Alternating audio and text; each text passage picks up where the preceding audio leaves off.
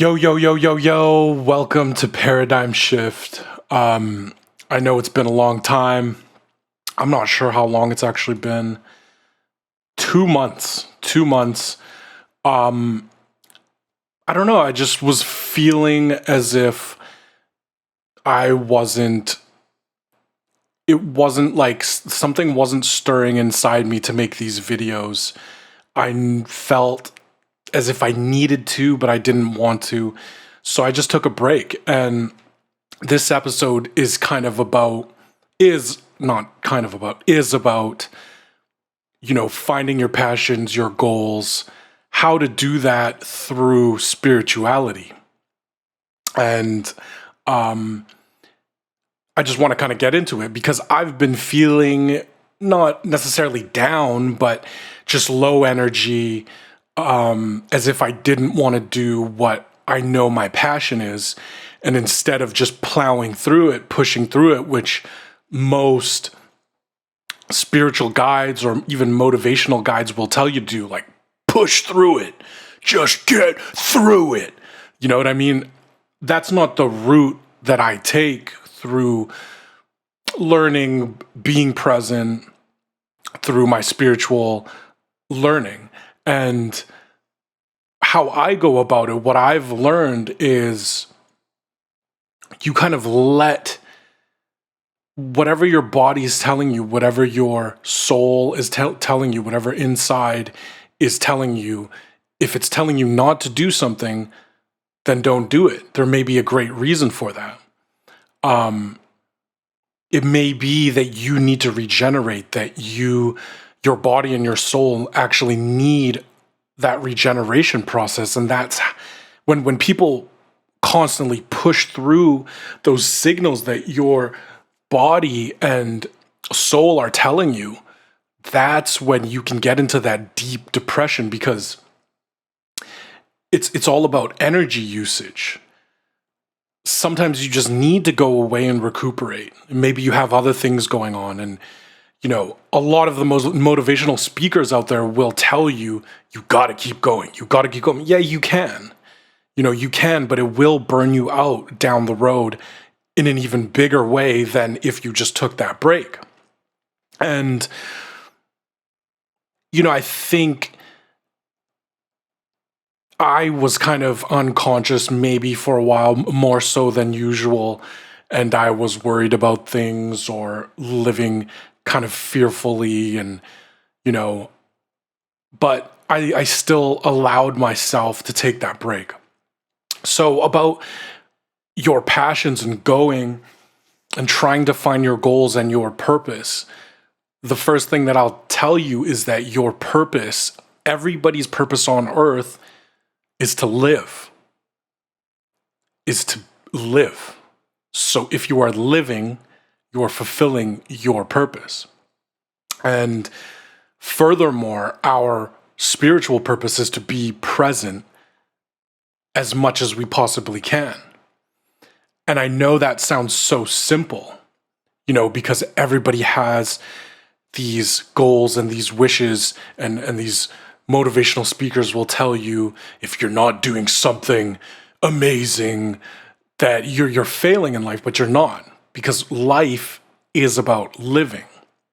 And once you break it down that simply, once you really, if you let yourself just live, if you say, I am living my purpose, which is to live, it will give you a sense of relief. It will allow you to do these other things. And what I've found is that when you make your purpose and your goal to live and to be present and to work on being present as much as you possibly can, those other things, those goals, those passions, they will start to show themselves to you. You could go sit down and write 10 things that I love to do. And if you're unconscious, you might not be writing things that are necessarily inside you that you really want. You might be writing surface level things. I want $1 million. Yeah, but that's not really a spiritual purpose. That's just something external. It's not bad to want $1 million. But if that's all you want, if that's all your goal is, then that's a very external, surface level thing. So there are kind of two levels to life, and that is the internal, which should be everything, the presence, the things inside that you know that you have a wealth, and everything that you're looking for externally is actually already inside you. You know, once you realize that, it will allow you to relax, take a step back, and not be so kind of insane or manic about achieving this and achieving that. And then, so there's that first layer, which should be to live and to be present as much as possible. And then the external layer, which is money, goals, fitness, looking good in a bathing suit or on the beach, basically anything outside of everything that's inside you. And that can seem complicated. It can seem like I don't know what I'm talking about. But I feel that a lot of times, especially these people that are trying to motivate us, they have a lot of the external world down. They might be millionaires. They might be doing, great artistic things, sports, physical things, business things. And if you chase that constantly, for a while you might fool yourself to think, wow, I have my Lamborghini. I have my house, my mansion. But once you get there, you'll realize there is something missing. And I feel that a lot of the people who are quote unquote successful in our world are really missing the key concept, which is the spiritual presence side, being in the moment, being able to be present without thought, looping thoughts that are constantly telling you to do more, telling you you're not enough. When you are unconscious, which is constantly thinking, constantly living in a surface level world, you trick yourself into believing that that's what you want. Because a lot of the times we're not taught this. If you're not following certain spiritual leaders, reading, learning, watching Eckhart Tolle, and things that I have learned, you don't even know about this. I had no clue about this my whole life. And it's just when you read about it, when you learn about these things, it feels as if this is just a universal truth, that it's not something that's trying to sell you something. It's something that's really helping you and the world, right? So much of the world is built upon gaining power struggle, fighting. If you look at the world right now, half of the world is at war. I mean, if you look at Ukraine and Russia, it's so much of it, all of it is built upon unconsciousness and power. And you may think, it's okay for me to just want money and want surface level things because that's such a small thing. I'm not going to go kill another person or bomb a country. But those small, tiny, unconscious behaviors, they grow. And the more power you accumulate, it gets bigger and bigger. And maybe you start out just wanting $1 million. And then at the end of it, you're a tyrant. I mean, that's a very extreme case, but that's usually how those people become that way, right? Political leaders who are power hungry and, they're deeply unconscious. They weren't just born that way. They were born with a clean slate like all of us, but through their environment, through the things they learned, through the path that they followed, that small unconsciousness became bigger.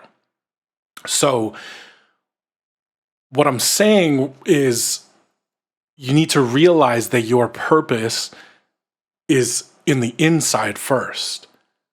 And that doesn't mean that you cannot go for external goals, but you need to know that those external goals are secondary. It's the icing on the cake. The real thing that you need to go for and learn and practice is being present, being here right now, because that allows you to really make a difference in this world, to make it not just in this world, but your little bubble, the people that you're around, the relationships that you have. And you'll start to do great work that could bring you a lot of money, could bring you these external secondary things, and probably will, but you won't be making this world a worse place. You'll be making it a better place from your minuscule interactions, from your day to day, from your second to second interactions. And this isn't all just about people who want to be superstars, who want to be, it's not bad to want to be a politician, but you need to know that politics, usually it's people who have very high egos, who are very unconscious. They might start out with a great goal. I want to change the world and make the world a better place. But once you get into that world, you realize a lot of people here are just trying to get power or money or, or do deeply unconscious things because they have some sort of fake imaginative end goal in their mind. I want my country to be the most powerful in the world. And then they start destroying everybody else because they're fearful, because they're not conscious. They might not even know what consciousness is, what being present is. They're constantly thinking. So you need to realize that you are fulfilling your purpose by living, and the number one thing you should try to focus on is being present, and all the other things will come. And what I was saying before is it's not that you have to become a master at being present, then you can go out and follow your passions or start making art or making films or, being a basketball player or whatever it is that, your external goals are. But you can do it at the same time. And you will realize that when you're working on your spiritual side, the inside, that those external passions, goals, they will become clearer, they will become stronger, and you will be doing good in this world. And you'll be making films with a positive impact on this world and not, negative, horrific, violent slashers that really are just psychotic babblings. You'll be making things with real soul, with a form of presence that you bring into everything that you do. And it's not that you have to be a superstar, that you have to be a filmmaker, an actor. You can do this in any form of work, from being an accountant to working at an airport to working at a law firm, being a barista. If you're working in other avenues, customer service, every second you are at work, you're trying to bring presence and consciousness to your interactions with people. And if you work with people and they're being unconscious, you're able to be the conscious person. And you'll notice that when you are conscious, these unconscious people, because especially if you're in customer service, they will treat you like shit and berate you. And, the customer is always right for some reason. Doesn't make sense. But, you'll be able to bring a form of consciousness into those interactions and calm those people down. And if they can't be calmed down, you'll be conscious enough to know what to do in those situations, right?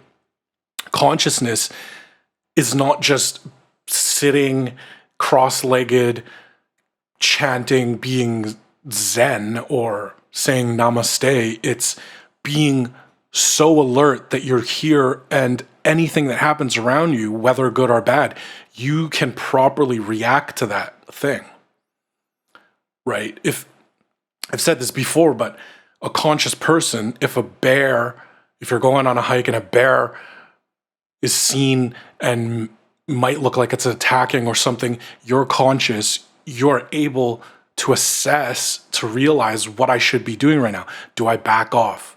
Do I have to fight? Do I stay quiet? When you're conscious, you're able to tap into that presence, to that focus. It's ultimate focus. And then everything that you do will be way more focused. So this helps you in those external things like business, sports, right? If you're playing basketball and there's 1 second left on the clock and you got to score to win, you will be focused to allow you to make that shot or make that pass better than if you were just unconscious and thinking about, oh, I'm not gonna hit this. I'm gonna miss this.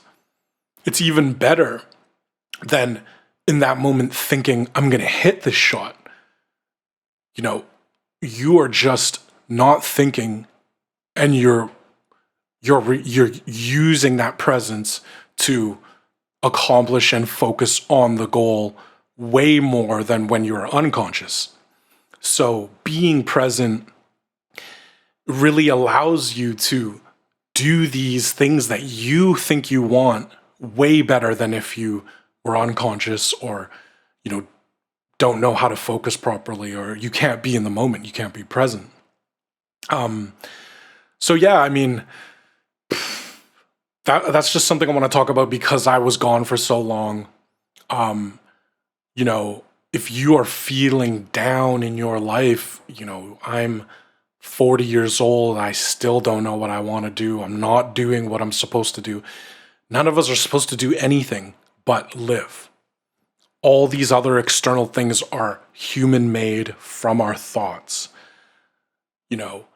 It's always supposed to be about the American dream. I gotta make it, right?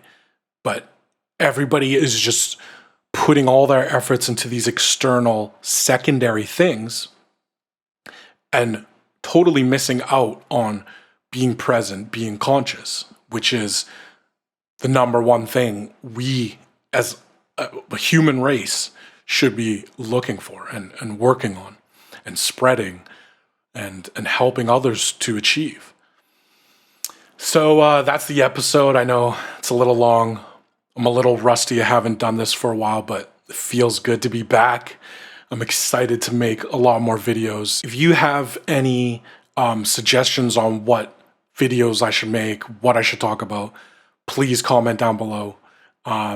Like and subscribe. Thank you for watching Paradigm Shift. It was awesome talking to you. Peace out.